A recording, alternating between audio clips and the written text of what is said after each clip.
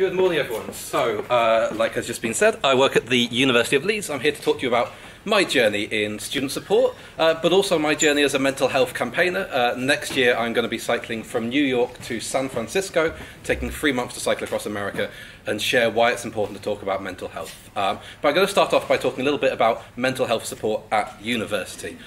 Probably most of you in this room are going to go to university, and it's going to be one of the best things that you ever do. University is amazing. You get all of these incredible experiences. You're away from home and independent. You can eat what you want. You meet new people, people who'll be friends for the rest of your life. You'll be doing a subject that might influence the career you do, something that you're really interested in. But life is always complicated, and there are good days and there are bad days. And part of my role is to support people when they're struggling.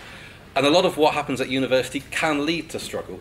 You're away from home, and we know a lot of students can end up feeling really lonely and isolated. Work is challenging. You're deliberately pushed to do stuff that is hard and to make you struggle and to learn from mistakes. You're forming all sorts of new relationships and new friendships and navigating how to do that as an adult. Life is always complicated, and we particularly experience this at university. We know that 1 in 4 people in the population have a mental health problem every 2 years. And we get that at university. At least 1 in 4 students will have some form of mental health issue at university. And a lot more will struggle because of those reasons. Now, that doesn't mean it's all bad. There are lots of really great moments in there. And one of the favourite bits of my job is working with people who are struggling as they get through their struggle and get to graduation at the end and go on to do whatever they want to do with the rest of their life. But it's important to realise that when things don't go according to plan, there is support available. And there's probably never going to be more support available to you than there is at university. As well as myself supporting students in a school, you'll have personal tutors you can go and speak to, your teachers, your lecturers, of course. At the University of Leeds, we have our own counselling service where you can go and talk through problems that you're experiencing, try and understand what the reasons for those is and what you can do about getting yourself in a better place. We have a wellbeing team who will support you. We have peer support, students who will help other students. There are mental health societies. There are online resources. We have GPs who, of course, you can go and speak to about issues, and we can feed through to the NHS mental health support. We have a disability services team, so if your mental health impacts your ability to access education, so for example, I support a number of students who experience panic attacks, so we have a little note on their file saying that they can sit by the door, leave the classroom, and come back when they need to without attention being drawn to it. So there's all sorts of things that we can do to make sure that students are able to succeed if they are struggling at university. But one of the biggest things that we do, and I know something that you guys are getting really good at here at Ilkley Grammar School, is about supporting people to talk about how they're feeling. Running events to make people think about their mental health, their mental well-being. We know that if you've got good mental well-being, you're less likely to have a mental health problem. Now, that doesn't mean it's not going to happen, but if you're feeling well, if you're in a good place, if you're feeling happy, you're probably less likely to suffer depression or anxiety.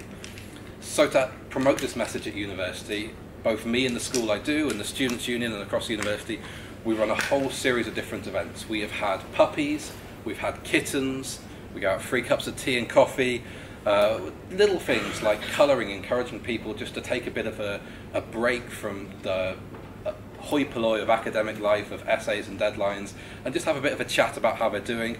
In induction week, I brought in all of my childhood Lego, and our students sat down and made models out of Lego just to take a break from all of the new information that they were getting. And the reason for this is to get people thinking about their well-being. And a lot of the message that we use is the 5 ways to well-being. You may have come across this, you may not have come across this. This is about connecting with people, talking to people, sharing how you're feeling, and different groups, not just your normal friendship group, not just the people you're taking lectures with, not just societies, trying to have different groups of people so that if one friendship breaks down, there's another group you can go and speak to. Being active, exercising releases endorphins into your bloodstream and it makes you happy. Giving, that warm fuzzy glow you get when you give someone a present or you do something good for people, it's really good for your well-being and it's really good for your mental health. Learning, I'm kind of hoping you'll all be doing that at university anyway.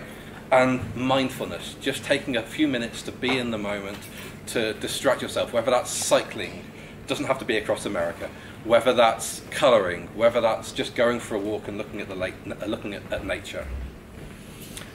And the reason we do this with everyone is because mental health can affect anyone. And I know this because I had my own mental health breakdown in 2017. I was working for a charity, and because of a situation that no one planned, I was the only person working in this country. So I had an office by myself. I wasn't talking to anyone. I started working from home and not seeing anyone day to day. Started getting really bad tummy aches. Started fidgeting, and I went to the doctor and told him what was going on, thinking I might get some stronger like Rennies or something. And they told me that I had anxiety and depression. And I started not wanting to speak to people. I started not wanting to go outside in case I bumped into people and had to pretend that everything was okay. Started trying to withdraw a little bit from social media. I started losing control of my thoughts. And on the bad days, I thought about just walking out of my house and trying to leave all of my problems behind me. And on the worst days, I thought that taking my life was the easiest way out of my problems. Now, obviously, I'm here, so that didn't happen. It got better for me. And if it hadn't got better for me, I wouldn't be here today talking to you. I wouldn't be supporting students at the University of Leeds. I wouldn't be cycling across America next year, spending 3 months trying to share this message of the importance of talking. And that's the real key thing I want to leave you with, is that it's okay to not be okay. It's normal. Life is complicated. It's okay to talk about how you're feeling, and it's okay to ask for help. And I particularly just want to talk to the men in the room here.